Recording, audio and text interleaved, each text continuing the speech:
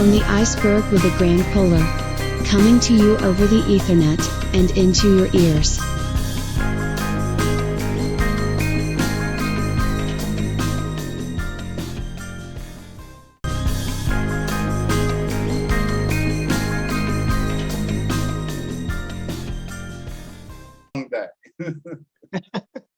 Todd, tell us about Blond Viper. Well, we're I guess as far as sound, you'd kind of call us a classic hard rock sound. A lot of people compare us to AC/DC and Alice Cooper, Aerosmith, those type of bands. We're based out of the Midwest here in chilly United States right now, and we've been together, I guess, about a year and a half. So. And bands before that? Yeah, I was in bands many years ago, from the 80s through the 90s. You know, local bands here in the States. I took a break for about 20 years to do television, where I met Terry, our female vocalist in the band, and we did television for about 20 years, and COVID came along. It kind of shut everything down, and I got back into the music, and that's what we're doing full bore right now. So it's the two of us, and then Eldon Fisher, he's our guitarist. He's a local legend in the Midwest. He was in a band called Crash Alley. They were huge. I can't believe they weren't signed and huge. And then Rich Dahl is our drummer. So we all live in different cities, but we're all within 100 miles here in the Midwest. So that's quite far apart, isn't it? Not in the Midwest. Okay. Nothing. I mean, driving to rehearsals must be quite a thing, and practice. Well, yeah. What are your own personal main influences through the years? I mean, you have mentioned AC/DC and all those bands. Yeah, I mean, I've got that kind of style of singing. So because I'm kind of a Bon Scott sounding person, you know, what else am I going to sing besides hard rock, right?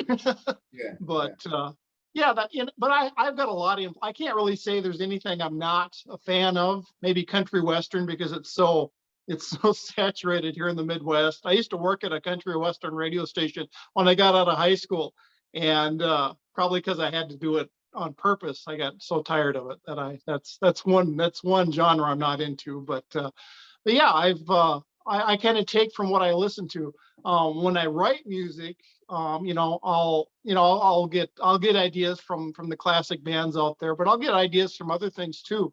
To me, writing music is you're not copying the music, you're copying the feeling that you feel when you hear the music. So if it's a powerful rock song, maybe Def Leppard, AC/DC. If it's quiet ballad, I don't know. I don't know where I draw some of that stuff from, but. And then the writing process. Do you write most of the songs and then take them to the band, or? I have a hand in writing all the songs. Eldon, our guitarist, as I said, we live in different towns, but with technology now, we'll go back and forth. He'll sit down on the guitar. He'll come up with like 5 or 6 just little licks, and I can take that and try to build a song around that. Or I'll come up with the lick myself. It always starts with the guitar lick for both of us before we do anything. So yeah, the lyrics come last. I'll come up with the melody. I'll give away my secret. We'll have the song written. We'll put a drum machine to it, just something behind it. Yeah. And then I'll come up with the melody where I don't say any words. I'll count. So if there's 5 syllables in one line, I'll sing 1, 2, 3, 4, 5, and I'll count, and then I'll plug in the actual lyrics later when I know what I need to do. So yeah, I mean, we are taking a very unique approach. Now, Eldon and Rich, our drummer, they play in bands around here, cover bands. They're busy doing that.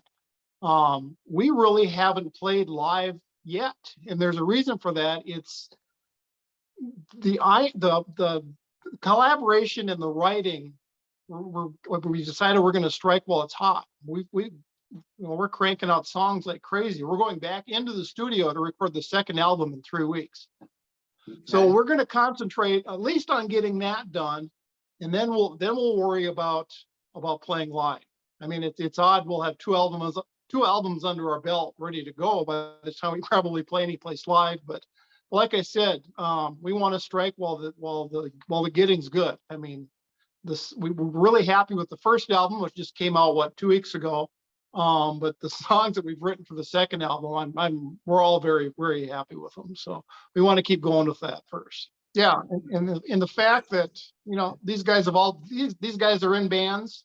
I've got my television following, things like that, and in the bands I was in before. So yeah, we're kind of a collaboration band, I guess. But yeah, it's working for us, and we're having a lot of fun. So that's the main thing. Yeah, I'm with you. That just, to me, that's the way it needs to be done. Now I understand with Spotify and iTunes, they say don't release your album, just keep releasing a single every month or so. Because what you're trying to do there is you're trying to find the end of the rainbow and get on one of the Spotify editorial playlists where people actually go to. So yeah, you do that. And we're doing that too. About every month, I'm going to release a song from this album, but the album's out. I mean, you can find it on our website. You can buy physical copies of it. I don't know. Again, I'm too old school to change on that, I guess. So it's a bit like me. I mean, at the end of the day, you're releasing the single. It's just the medium that's changed. It's gone from a 45/7 single piece of vinyl to a digital single. It's the same thing. Yeah. Yeah. And even to releasing the album, it's so strange. You can go on Bandcamp and people download the album, but they still want the artwork. So we'll send they'll download the album and I'll just throw the CD insert into the mail and send them that. It's bizarre, but it's the way it is. So it is the way at least the music's getting out. So no, that's so true.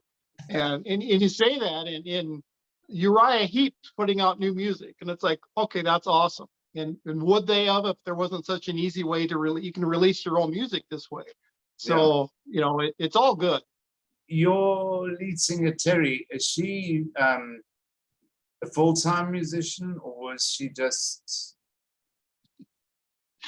You ready for a good story? Yes, I am. Oh, what's something interesting? So the TV show that she and I did was called Nature Adventures, which was like a wildlife Steve Irwin type show. We'd go out and we'd find these crazy animals and film them. And when we first started, she was deathly afraid of snakes. She wouldn't come in the same 100-yard area if she knew a snake was there.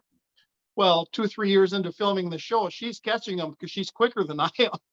So the same thing with the band, in a sense. She never sang anything. She'd never done anything like this before.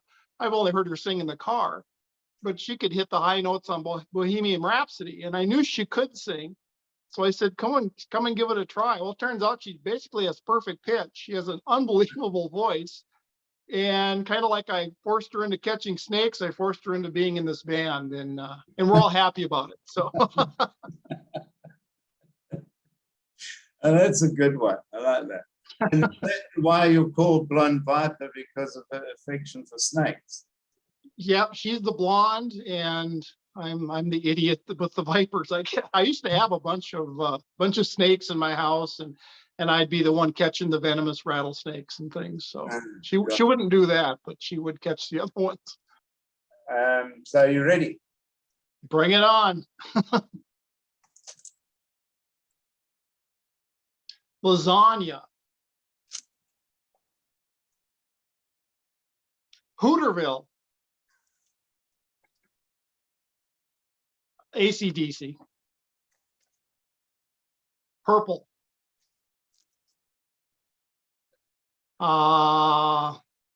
Monty Python and the Holy Grail.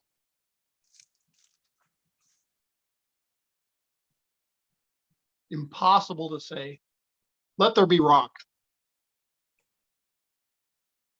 Snake.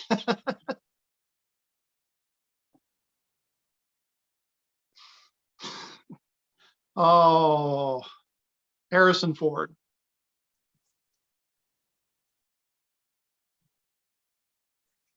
Coke.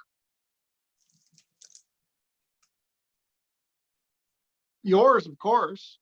Well, you could. I'll let you get away if you said something wrong, because